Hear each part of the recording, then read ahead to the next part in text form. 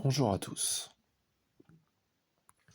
J'ai reçu un certain nombre de messages qui disaient que la déesse voulait tuer tout le monde. Bien évidemment, je prends cela avec sérieux, et je ne veux pas me contenter d'apporter une réponse à une question soulevée, mais plutôt une aide pour ceux qui sont confrontés à ce qui est en réalité une déesse démoniaque qui se fait passer pour la déesse mère de l'univers. Tout d'abord, sachez que les dieux que je qualifie de démoniaques sont en réalité des simili de dieux, et qu'ils passent leur temps à se montrer sous des images plutôt que sous une nature qui leur serait véritable. Simili signifie qu'ils sont semblables à, c'est-à-dire semblables à des dieux, mais sans en être véritablement. Ils n'ont pas la nature véritable d'un dieu ou d'une déesse. En réalité, il n'y a qu'une seule déesse et un seul dieu. C'est la mère de l'univers et le dieu père de l'univers. Tous les autres dieux sont ce que les chrétiens appellent de faux dieux. Le plus ironique, c'est que le Dieu des chrétiens est lui aussi un faux Dieu, juste une idée fausse de l'ordre suprême, celle d'une mythologie, la mythologie judéo-chrétienne. Le seul texte sacré qui soit en accord avec les données archéologiques et historiques que nous avons en ce qui concerne le divin, c'est le Tao Te Ching, ou Tao Te Ching. Ce dernier, en accord avec les découvertes archéologiques de statuettes de la mère universelle qui sont les plus anciennes représentations de divinité jamais retrouvées, présente le divin comme étant la mère de l'univers. Et bien entendu, il y a aussi une entité masculine que l'on appellera donc père de l'univers. Avant d'extirper du texte sacré les extraits qui nous dévoilent cela, revenons à ces statuettes de la mère universelle. On en a retrouvé une centaine, répartis sur l'ensemble du continent eurasien, datant de la période du Paléolithique supérieur, la plus ancienne période de la préhistoire, en ce qui concerne l'homme. Elles ont été surnommées les Vénus du Paléolithique. La plus ancienne est celle que les archéologues ont surnommée la Vénus de Willendorf. Vous pouvez faire vos recherches en partant de ces informations.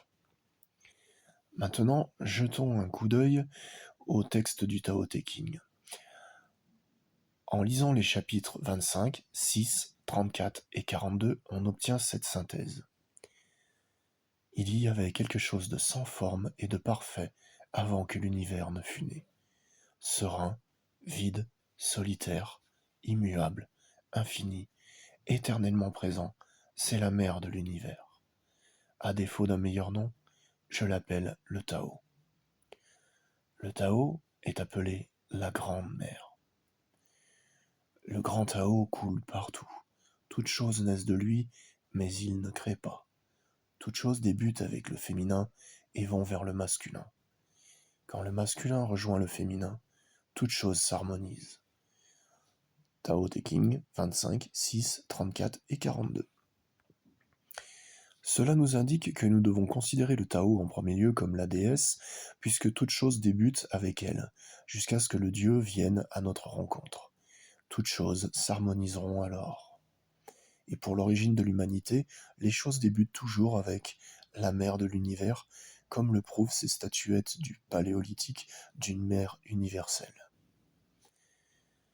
Mais revenons-en à ce problème de déesse démoniaque qui se présente à la place de notre mère divine. On m'a rapporté qu'elle menaçait de détruire toute l'humanité et qu'elle semait la terreur parmi les humains qui tentaient d'approcher la déesse mère. Alors, voici quelques recommandations pour le cas où vous seriez dans ce traquenard.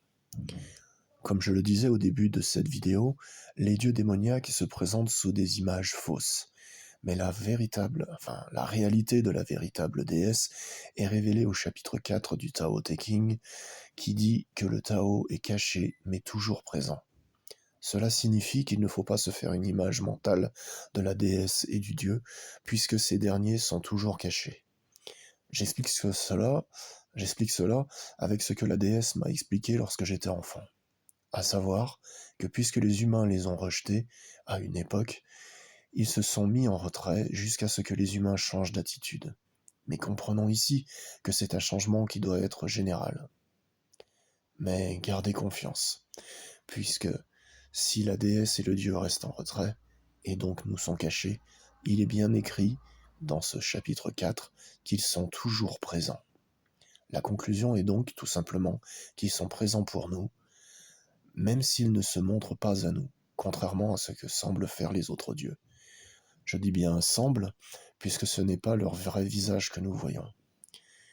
Et c'est ainsi que la déesse, enfin une déesse démoniaque, se présente comme étant la déesse mère. Parlons donc de l'identité de cette déesse démoniaque. S'il m'est arrivé d'être confronté à l'une d'entre elles dans mes communications avec la déesse, il y en a en réalité une autre qui joue le même jeu. Et c'est justement de cette deuxième dont il est question dans les messages que j'ai reçus dernièrement. La première, c'est Hécate, qui s'est toujours acharnée à se faire appeler la grande déesse. Hécate se présente sous divers aspects, l'archange Gabriel, le démon Asmodée, Freya, Céridwen ou Kéridouin, et bien d'autres.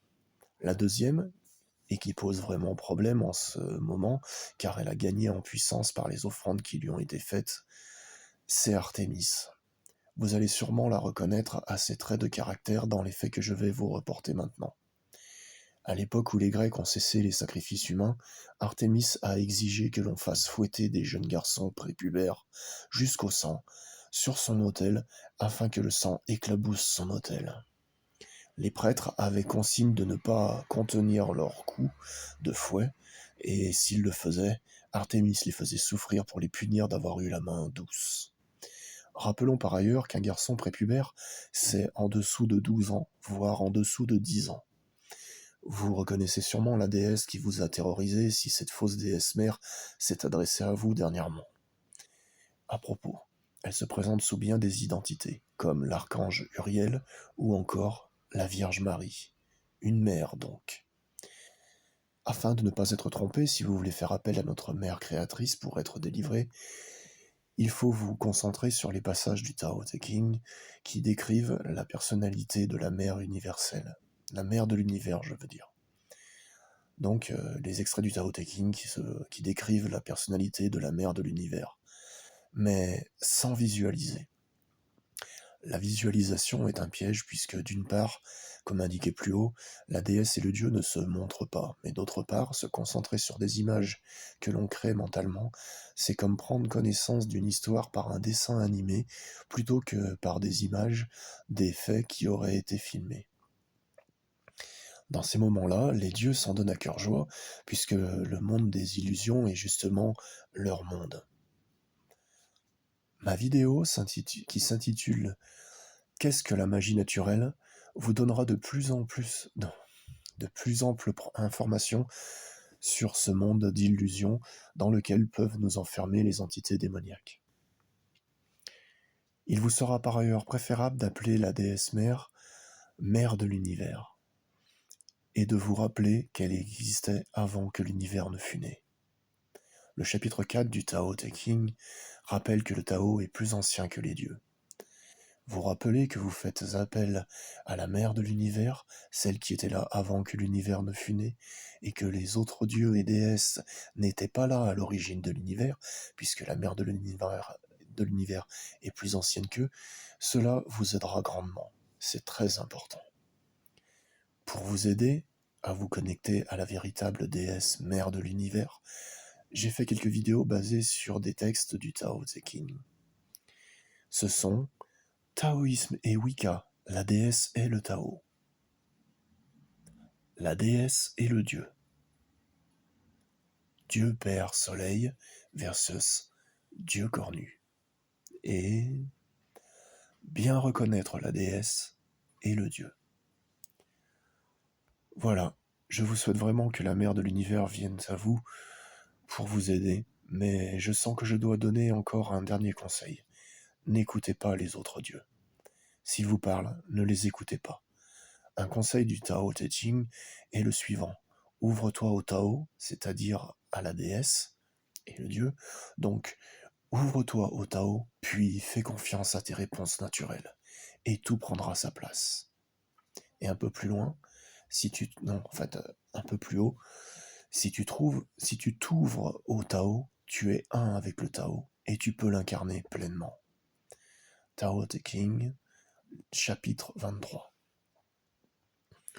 Voilà, sur ces bonnes paroles, je vous souhaite une agréable journée ou nuit et vous dis à plus tard pour de nouvelles vidéos. Blessed be.